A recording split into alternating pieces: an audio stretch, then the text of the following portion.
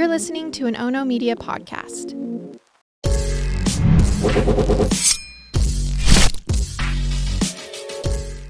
Good morning, and thanks for joining me for Rise in Crime, your morning caffeine hit all about crime.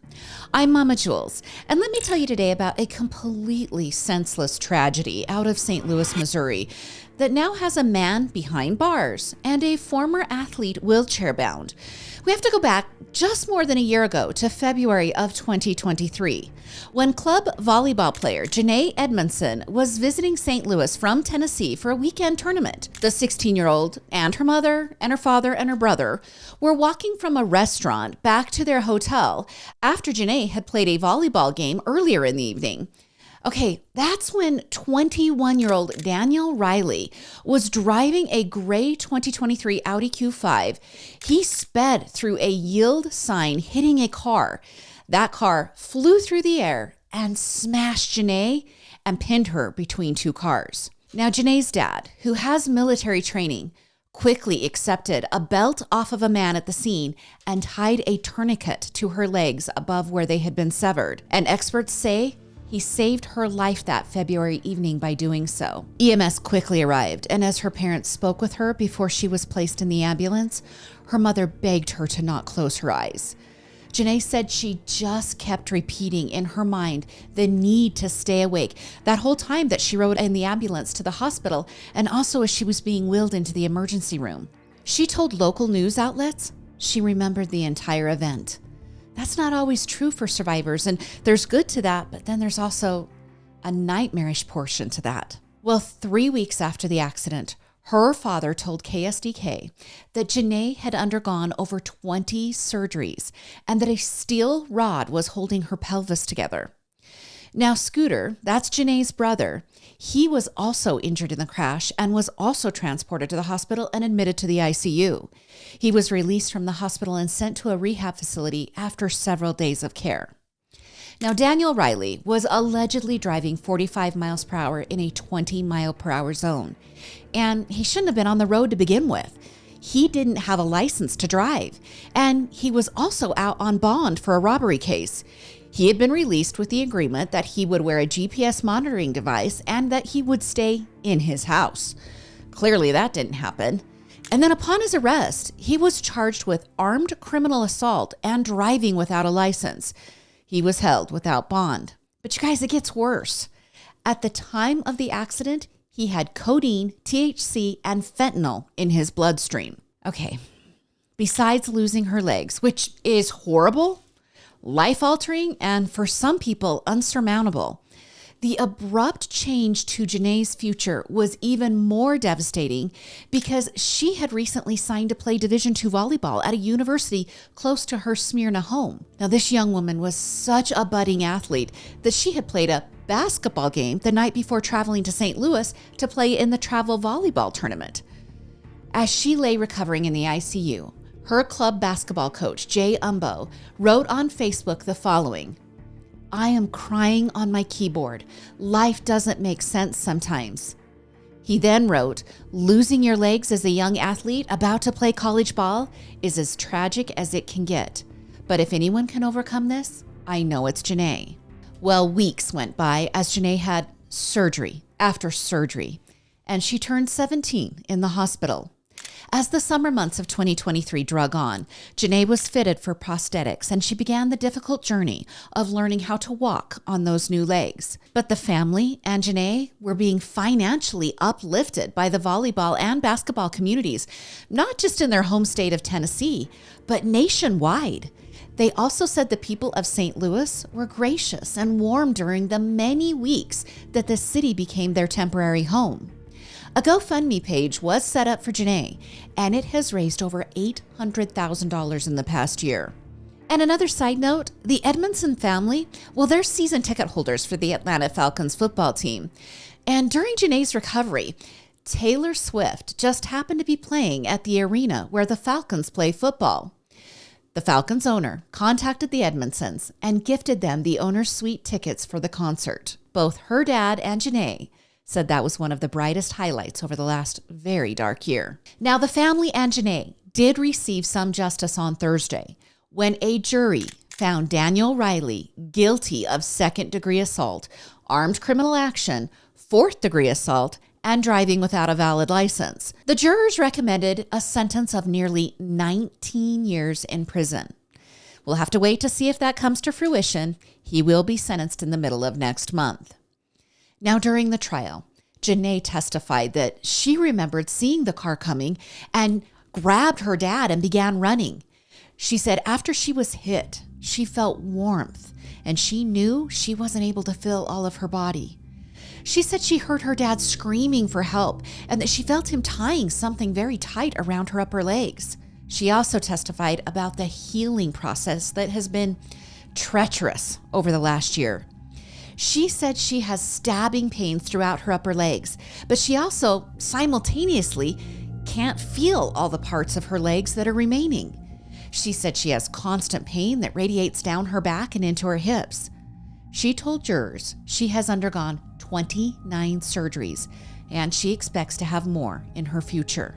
When her father took the stand, he told the jurors about the night of the accident. He pointed to the belt that he had used to stem the flow of blood on his daughter by tying the tourniquet around her legs. He said a gentleman came upon the scene and just handed him the belt. He then testified he still does not know who that man was, but that he appreciated him being in the right place at the right time. He said he's still searching for that man to thank him. Now, following the guilty verdict, but before the jurors gave their recommendation of nearly 19 years in prison for Daniel Riley, the family and Janae gave impact statements. And I wanted to play a portion of that statement for you that came from Janae. So as Janae rolled to the microphone in her wheelchair, she pulled out her phone and she read her prepared marks.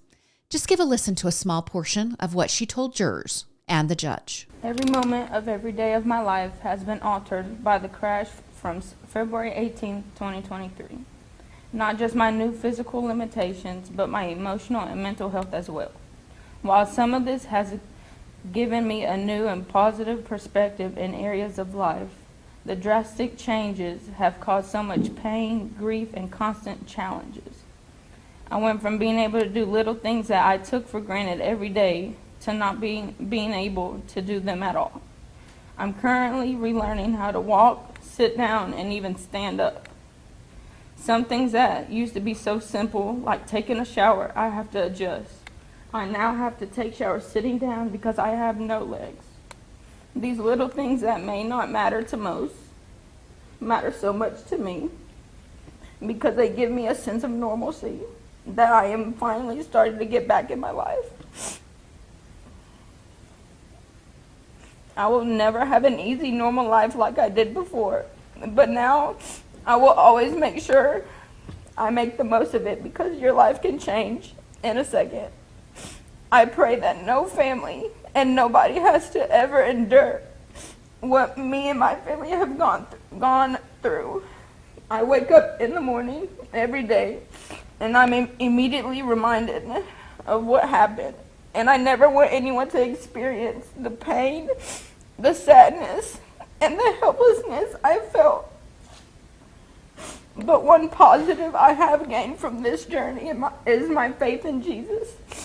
Because of this terrible thing that has happened to me, I finally found a fulfilling love and happiness I've been longing for in my life. I know Jesus was with me that night because he was the one, along with my mom and dad, who saved me physically and spiritually. I have finally accepted this new way of life because I finally came to the realization that God has a bigger purpose for me in this world. Throughout this tough and long journey, just to get back to a normal routine, my normal day-to-day routine, I owe my parents everything because they not only saved my life, but they have built me up and taught me everything I needed to know to be able to work through this. They taught me how to be tough and resilient through adversity and to be strong. While this tragedy has severely impacted my life, I will not let this define who I am and what I bring to this world. Therefore, I wish that you give Daniel Riley, the man who changed my life forever, the max that you can give so he can learn from this and change his ways so he will understand how impactful careless actions can affect him and even other people around him. You guys, she is so composed. I also watched an interview with her and her parents following the trial, where she told the interviewer that she was grateful for the jurors and that she knew that she couldn't ask for more than what they had provided, but that the true sentence that should be given to Daniel Riley is for him to not be able to walk ever again, for him to not be able to have his legs. Now, we have covered the recovery over the last year, and the trial, and the victim impact statements by Janae and her dad. But this accident did not go unnoticed in St. Louis.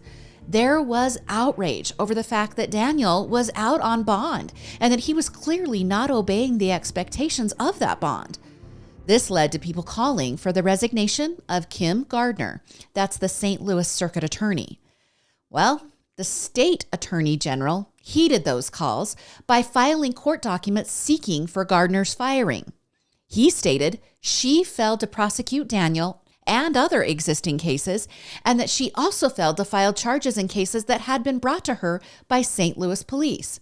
He also said she regularly did not confer with or inform victims and their families about the status of pending cases.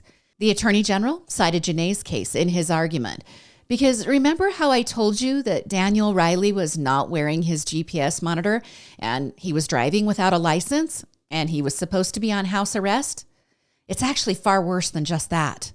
The Attorney General said Riley had 94 bond violations since September of 2020. That's right, I said 94 bond violations. And then the AG said there were more than 200 pending murder and manslaughter cases that were in Kim Gardner's purview, as well as 4,000 other criminal matters that were just waiting. They were waiting to be reviewed by her office. Now, Kim Gardner blamed a judge for not revoking Daniel Riley's bond, saying that her office had asked 3 different times for the bond to be revoked. Okay, I don't know who was correct here, but it took only 3 months after the AG filed the motion for Kim Gardner to resign. Janae and her parents are suing the city of St. Louis, claiming they have responsibility for Daniel Riley being free on bond, and that the road sign at the area where the accident occurred is not properly marked with appropriate signage. The lawsuit claims a stop sign should be in place in that area, but only a yield sign is posted signage. Now, the lawsuit also targets Daniel Riley and his mom. Okay, it's obvious why Daniel would be named, but his mom is named because she gave him the rental car to drive that night, even though she knew he was not licensed and that he was on house arrest. But that lawsuit, it's stalled over the last few months, mostly because the city is refusing to participate. And this lawsuit is expected to drag out for several more months. We need to celebrate something in this story of Janae. She has begun attending college, and she is serving as the volleyball team manager at the university that she planned on playing for. Her mother and father both believe she will conquer the challenges ahead of her. And now, let me give you an update to a case I'm sure you've heard lots of news about. But one trial phase is complete, so I thought now would be a good time to get you all caught up before the second trial takes place in a few months. You guys, I'm talking about the shooting death of cinematographer Helena Hutchins on the movie set of Rust. Okay, we have to jump back to October 21st of 2021 for that tragic day where she died in the accidental shooting involving actor Alec Baldwin. So let's start at the beginning. What's the movie Rust? Well, the IMDb synopsis says it's about a 13-year-old boy left to fend for himself and his younger brother following their parents' deaths. It's all set in the 1880s in Kansas, and the boy goes on the run with his long-estranged grandfather after the grandfather is sentenced to hang for the accidental killing of a local rancher. Okay, despite being set in Kansas, the film was being shot on location in New Mexico.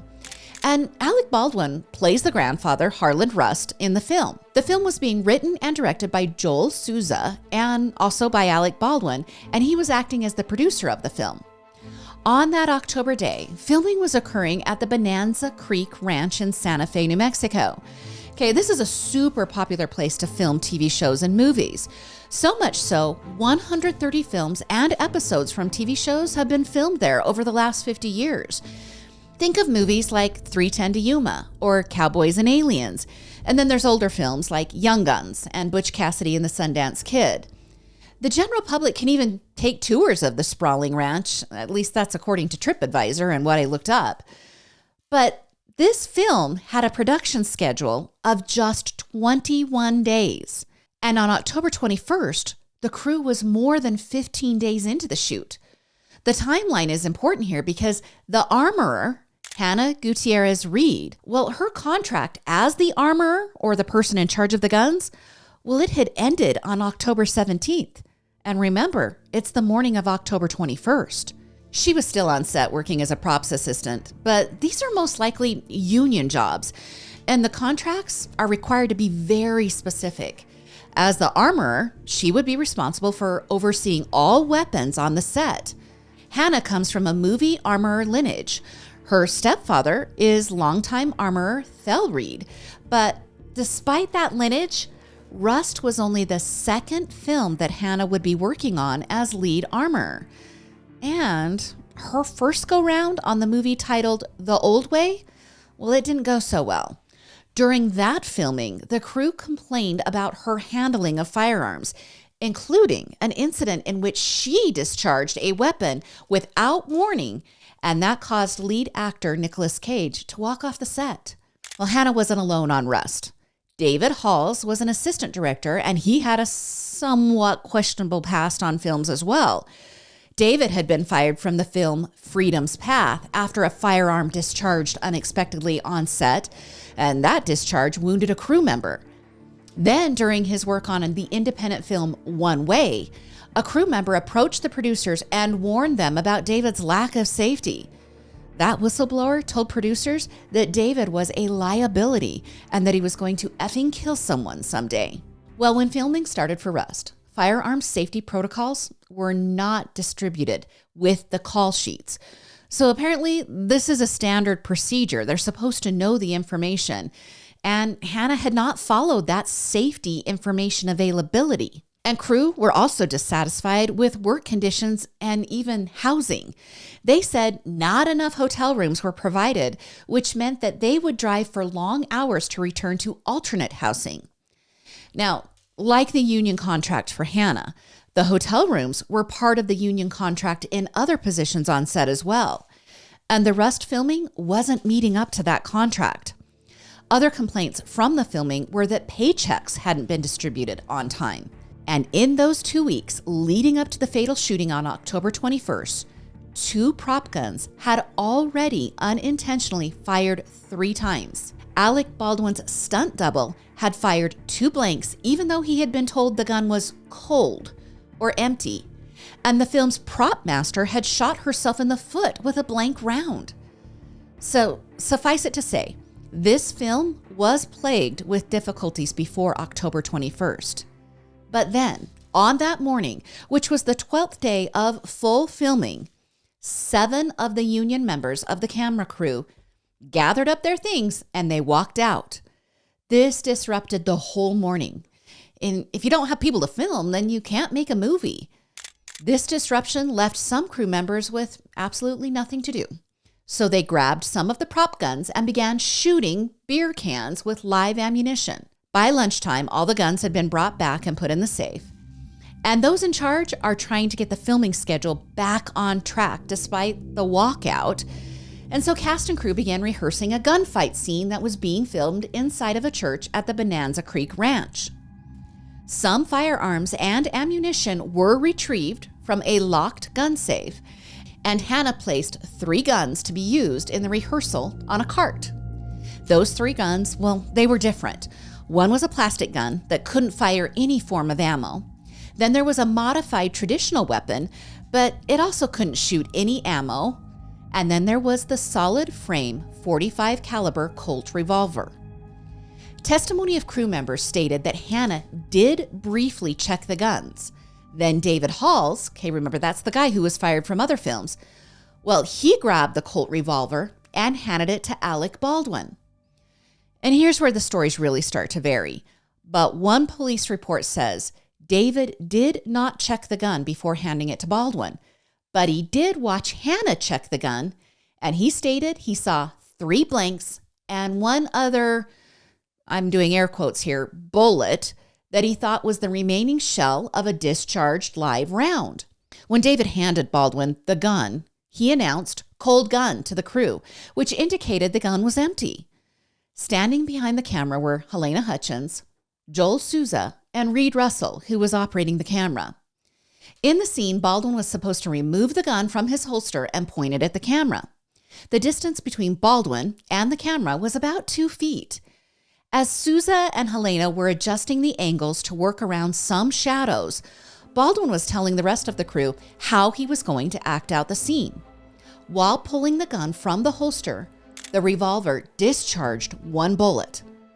A live round struck Helena in the chest, entering and exiting her body, and then that same bullet hit Souza in the shoulder. Helena was flown to the University of New Mexico Hospital in Albuquerque, where she died. Souza, the director, well, he spent one night in the hospital. Following the shooting, Alec Baldwin and Hannah Gutierrez Reed were both charged with 2 counts of involuntary manslaughter. Joel Souza, he wasn't charged. And David Halls, well, he signed a plea deal for the charge of negligent use of a deadly weapon. Now, New Mexico prosecutor Andrea Reeves said in a statement, "If any of these 3 people, Alec Baldwin, Hannah Gutierrez Reed, or David Halls, had done their job, Helena Hutchins would be alive today. It's that simple. The evidence clearly shows a pattern of criminal disregard for safety on the Rust film set. In New Mexico, there is no room for film sets that don't take our state's commitment to gun safety and public safety seriously." So that was one side of it. Then there's this side. Baldwin's attorney, Luke Nikas, rebutted that claim and said in a statement, "This decision distorts Helena Hutchins' tragic death and represents a terrible miscarriage of justice. Mr. Baldwin had no reason to believe there was a live bullet in the gun or anywhere on the movie set. He relied on the professionals with whom he worked, who assured him the gun did not have live rounds." So that's another view. And then there's a third one. Jason Bowles and Todd J. Bullion, they're attorneys for Hannah Gutierrez Reed. Well, they said in a statement, "Hannah is, and has always been, very emotional and sad about this tragic accident. But she did not commit involuntary manslaughter. These charges are the result of a very flawed investigation and an inaccurate understanding of the full facts. We intend to bring the full truth to light and believe Hannah will be exonerated of wrongdoing by a jury." Well, it has taken many months to get to the update that I bring you today. In those months, Alec Baldwin gave interviews claiming he didn't have a finger on the trigger. And also in those months, charges were dropped against him and then they were reinstated. And that brings us to last week, where Hannah was found guilty of involuntary manslaughter. She was found liable in part for the fatal shooting of Helena Hutchins, but she was acquitted for a separate charge of tampering with evidence. Her attorney said she was a convenient fall person and that they plan on appealing the decision. She is currently incarcerated in the New Mexico Detention Center, awaiting her sentencing. She is facing up to 18 months in prison. Now, Alec Baldwin's trial should start in late summer, and the 65-year-old actor also faces up to 18 months in prison if he is found guilty. It is believed he will testify to pulling the hammer back on the Colt revolver, but not pulling the trigger. It is also expected that he will say he did not know the gun held live ammunition. So that leaves us with this question. What happens to the movie Rust? Following the settlement of a wrongful death lawsuit filed by Helena's husband, Matthew, the team agreed to complete the movie. Matthew was brought on board to consult in the process. Production resumed in January of last year, but it was not to be filmed in New Mexico. Instead, the Yellowstone Ranch in Montana was used for 1 month for filming, and the production wrapped up in May of last year. Baldwin called the completion of the film nothing less than a miracle. Rust is scheduled to be released this year. A first look of the film dropped in the beginning of January, but no official date is yet set for the release. Okay, let's make sure we remember Helena Hutchins. She was born in the Soviet Union where she studied journalism, but early in her career, she moved to Hollywood. Her husband said that her legacy in the industry was too meaningful to encapsulate into words. He said the loss of her and her talent is enormous. Matthew and Helena have one son, Andros, who was born in 2012. And a quick update to Monday's episode about the Uvalde investigator that claimed no city police were to blame for the delay of 77 minutes before someone, who, by the way, wasn't even a city police officer, entered the first and second grade rooms of Robb Elementary and killed the active gunman. That gunman, he went on to murder 19 9, 10, and 11-year-olds and also murder 2 teachers. If you haven't listened to that episode, I highly recommend it. It was just the previous episode before this one. It is probably the one episode that has received the most listener feedback on all the platforms and email and direct messages that you guys have sent in. And here's what you were saying. You were as frustrated and sad as I was about the Austin private investigator that cleared the city police of any wrongdoing. Well, on Tuesday, the current police chief, Daniel Rodriguez, he submitted his resignation at a city meeting. He will leave his position on April 6th. Neither city officials or Chief Rodriguez would comment on the reason for the resignation, but the timing does make one raise an eyebrow. It is important to note that although the current chief was employed by the city at the time as an officer, he was not on scene on the day of the deadly shooting. Now, city officials told Fox News that they were grateful for Rodriguez's 26 years of service. I could speculate as to why he is leaving. I think there's lots of reasons that we could come up with, but I'm going to leave it up to you guys. Respond in the various chats on why you think he resigned. I'll be watching to see what other shakeups happen at the Uvalde Police Department and City Council and city positions. I think these parents are going to be relentless in their pursuit of justice. Well, that's your Thursday episode of Rise in Crime. I would love to hear your case suggestions and also your feedback on the episodes. Please subscribe to or follow the various pages. And if you're watching on YouTube, just go ahead and give this video a thumbs up. And of course, I love your 5-star ratings and reviews. And the last request, please share all the Oh No Media podcasts with a friend. You can join me again on Monday for more morning crime news. I'm Mama Jules, and keep safe out there.